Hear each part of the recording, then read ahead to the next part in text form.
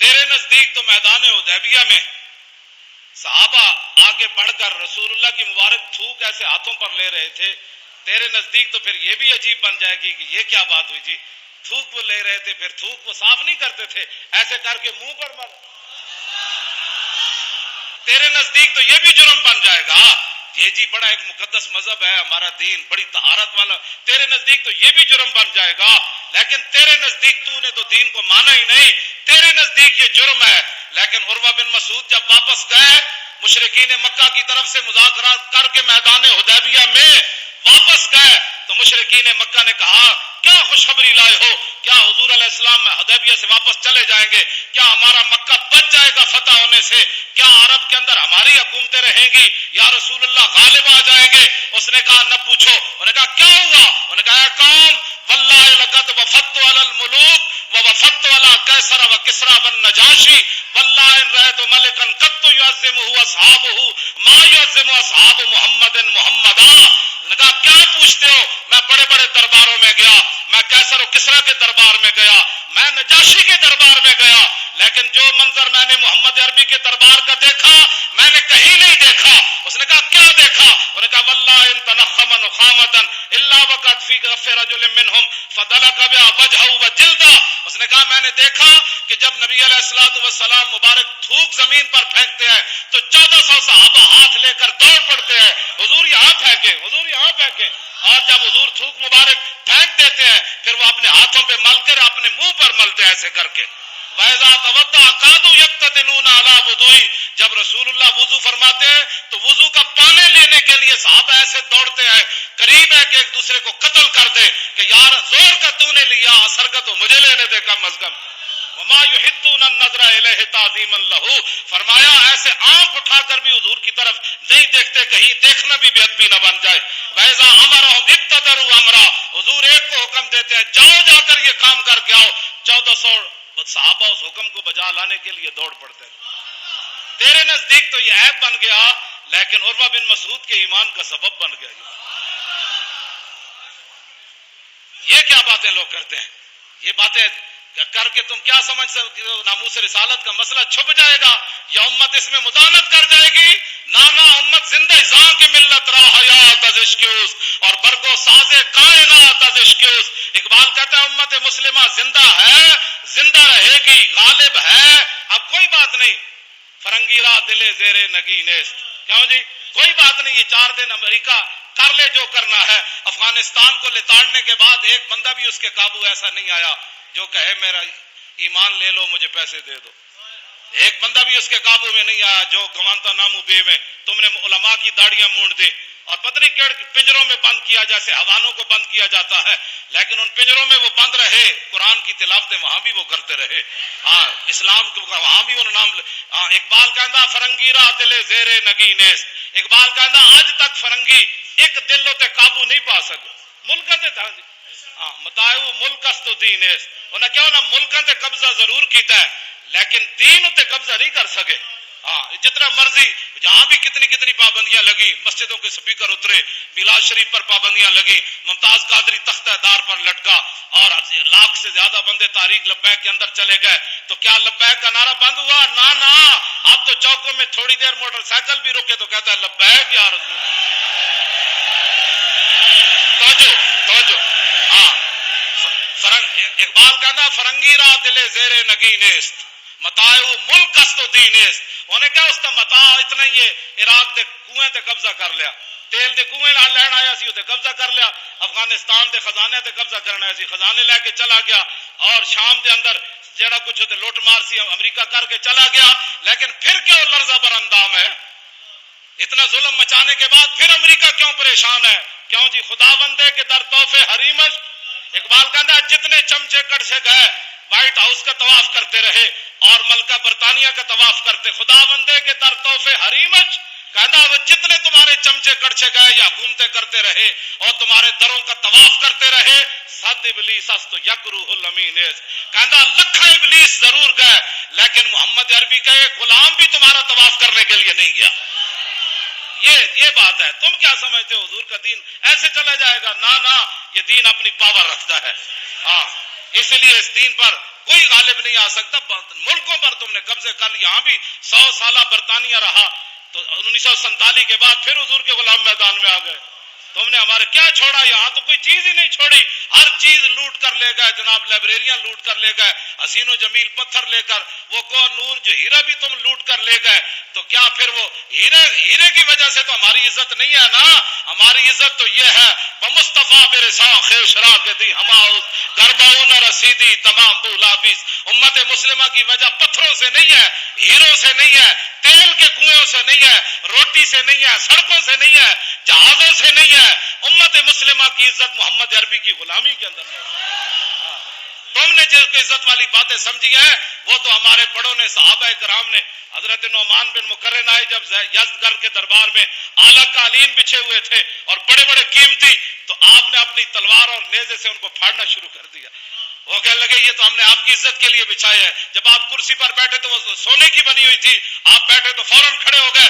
تو یزدگرد کہنے لگا کہ آپ نے شاید کبھی سونا دیکھا نہیں ہے, ہم نے تو آپ کے احترام کے لیے, آپ چونکہ ہمارے مہمان آئے ہیں اور مذاکرات کرنے کے لیے آئے ہیں, سعد ابن وقاص کے جرنیل جو آپ کے ہیں انہوں نے آپ کو بھیجا, تو ہم نے آپ کے اعزاز کے لیے سونے کی کرسی بچھائی ہے. پہلے تو آپ نے ہمارا قالین پھاڑ دیا, تو اب آپ سونے کو جو ہے اٹھ کھڑے ہوئے. فرمایا سننا ہے, تیرا قالین میں نے اس لیے نہیں پھاڑا کہ مجھے کو اس قالین سے دشمنی تھی. یہ جو تو نے بچھایا تھا یہ ریشم کا تھا اور ہمارے آقا و مولا نے ریشم سے کے استعمال سے منع فرمایا, اس لیے میں نے اس کو پھاڑ دیا.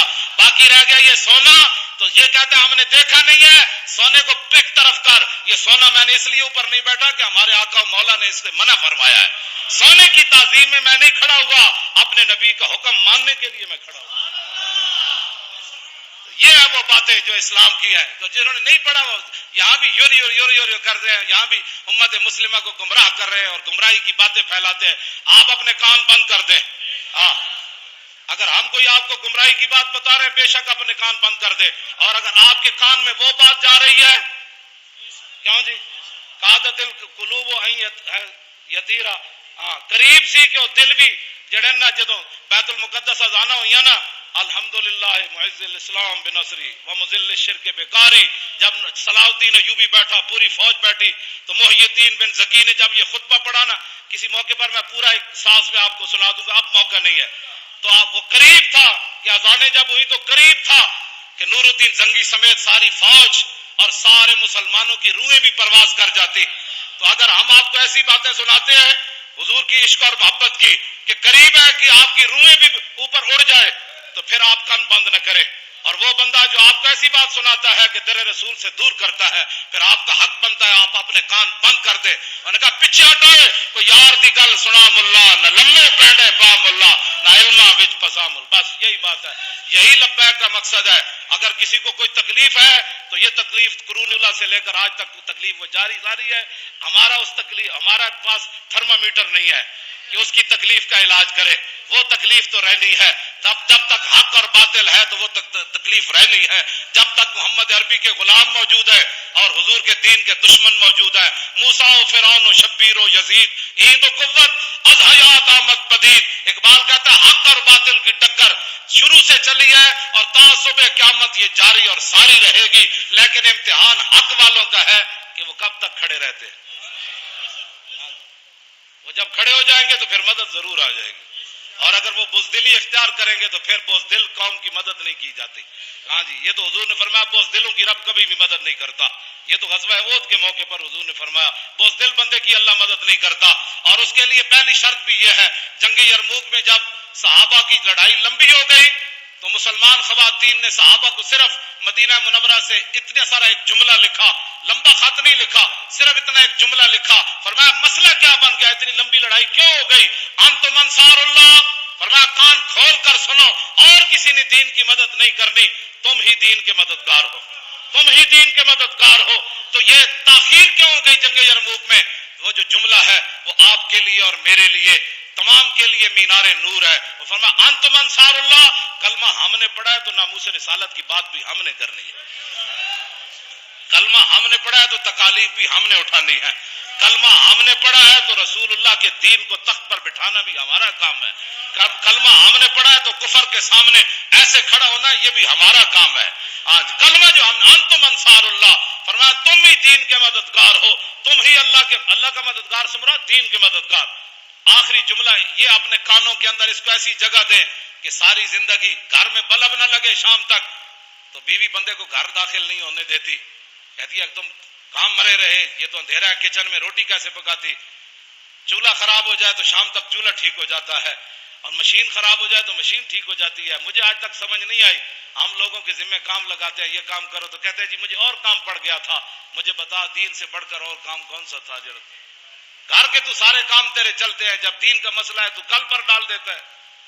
حضرت سیدنا صدیق اکبر نے حضرت عمر کو جو وصیتیں کی نا لمبی چوڑی, ان میں سے ایک یہ بھی تھی, فرمایا عمر بہت سارے اللہ کے معاملات ہیں جو رات کو کیے جائیں تو وہ دن کو, رات والے دن کو قبول نہیں کرتا, دن والے رات کو قبول نہیں کرتا. مانا یہ تھا کہ دن والا کام تو نے رات پر نہیں ڈالنا اور رات والا کام دن پر نہیں ڈالنا. بہت سارے معاملات ایسے ہیں جو اللہ رات کو ہی قبول کرتا ہے اور دن والے دن کو ہی قبول کرتا ہے. تو یہ حضرت عمر کو وصیت تھی کہ میں تو جا رہا ہوں, یہ نہ ہو کہ کیسر و کسرا فتح ہونے میں تاخیر ہو جائے. میں تو جا رہا ہوں, میں تو ہموار کر کے ساری زمین, یہ نہ ہو کہ حضور کا دین پھیلنے میں کوئی ایک لمحہ بھی تاخیر ہو جائے. ہاں, یہ حضرت عمر کو صدیق اکبر نے فرمایا. آج دین کیوں نہیں تخت پر آ رہا؟ جس سے بات کرو وہ گھر کے لیے تو بڑا مخلص ہے, لیکن جب دین کی بات آئے تو کہتا ہے میرے پاس ٹائم ہی نہیں. میں آپ کے لیے دعا گو ہوں بھائی, دعا گو جن کا ہم کام کر رہے ہیں نا وہ دعا ہمارے لیے فرماتے ہیں. ہم نے تیرے لیے دعا کی درخواست نہیں کی, تو دعائیں کرتا رہ, لیکن عملاً آنا میدان میں کام کر دین کا کام کرنا. کوئی نہیں تو صرف لبیک یا رسول اللہ کے چند بندے تو نہیں نا دین تخت پر لا سکتے. ہاں جی, وہ تو آپ ہر بندے کا کام ہے کہ آپ جس طرح اپنے گھر کے ساتھ حساس ہے نا, اپنے بچوں کے لیے حساس ہے, دین کے لیے ایسے حساس بن جائے تو پھر دین آئے گا. یو چھڈو جی کل سے, او چلو اجے تو ٹائم ہی کوئی نہ, بڑا ٹائم ہے, چلو خیر جائیں گے تو کہیں گے میرے پیٹ میں درد تھا اس لیے کام نہیں کیا. تو یہ عذر آپ میرے سامنے تو کر سکتے ہیں نا. اقبال کہتا لرزم از تو شرم چو روزے شمار, پرصدت آب روئے روزگار, حرف حق حضرت ماں بردئی پس چرابا دیگرانہ سپردئی. اقبال کہتا ہے جب میں قیامت کا تصور کرتا ہوں تو پانی پانی ہو جاتا ہوں, لرزہ پر اندام جا ہو جاتا ہوں, کانپنا شروع کر دیتا ہوں. کیوں؟ کہا کہ قیامت والے دن جب رسول اللہ نے پوچھ لیا کہ اقبال اس دین کے لیے تو میں بدر سے لے کر تبوک تک گیا, میں نے 13 سال مکے میں گزارے, اور بتا لوگوں نے مجھے یہاں پتھر مارے, میرے چچا جان کے جگر اور کریجے نکالے, اور سارے معاملات ہوئے, بتا تو نے میرے دین کے لیے کیا کیا؟ ایک سوال ہی کافی ہے امت کے لیے. تو کیا کہے گا امتی پھر, کیا عذر کرے گا؟ آذا یوم لا ینطقون ولا یوزرنہم فیاض. سورہ مرسلات کے اندر اللہ نے فرمایا وہ دن وہ ہوگا جس دن کسی کو بولنے کی اجازت نہیں ہو. ایسے تو لوگ بڑھ بڑھ کر دیں نا, وہاں تو زبان پر مور لا دیجئے. اور ولا یوزن لہم فیعتذرون, اور یہ بھی اجازت نہیں ہوگی کہ بندہ معذرت کرے کہ نہیں جی میرے پیٹ میں بڑا درد تھا اس دن. معذرت بھی نہیں, بولنے کی بھی اجازت نہیں. بتاؤ پھر قیامت والے دن حضور کے سامنے کیسے پیشی ہو اللہ کے سامنے. اس دین تو اللہ نے اپنے حبیب کو عطا فرمایا. اس دین کے لیے کوئی کیا کر رہا ہے یہ مجھ سے سوال نہ کرے, اپنے آپ سے پوچھے کہ میں دین کے لیے کیا کر رہا ہوں, اور میں دین کے غداروں کے ساتھ کتنا بیٹھ کر دین کی مخالفت کرتا ہوں, اور میں دین کے غداروں کے ساتھ بیٹھ کر ناموس رسالت کر بک بک کرتا ہوں. یہ ساری باتوں کا یہ آپ نہ کہیں, یہ تو لکھا جا رہا ہے نا. یہ اقرا کتابک کفا بنفسک الیوم علیک حسیبا, بس یہ کتاب ہی دی جائے گی, پڑھ لے, ہمیں بتانے کی ضرورت نہیں, تو خود پڑھ لے. آج اس دن سے ڈرو جس دن کتاب لیتے ہوئے بھی ووضع الکتاب فتر المجرمین مشفقین مما فی, جس دن مجرم ڈریں گے اوہ اس کے اندر تو لا یغادر صغیرۃ ولا کبیرۃ الا احصاها, وہ کہو اس میں تو چھوٹی سی چھوٹی چیز بھی لکھی ہوئی ہے, بڑی سے بڑی چیز بھی لکھی ہوئی ہے. تو اپنے آپ کو بدلو. یہ صرف تقریریں سننا کوئی مقصد نہیں ہے. حضور کے دین کو آگے لاؤ, آگے منہ آ گیا تو آگے کی طرف چلو, پیچھے کی طرف بس چلو. ہاں جی, منہ آ گیا تو آگے کا سوچو کہ حضور کے دین کو ہم نے تخت پر کیسے لانا ہے. وہ جملہ پھر رہ گیا, وہ مکمل ہی ہو جائے. انتم انصار اللہ, کیا کہا جی؟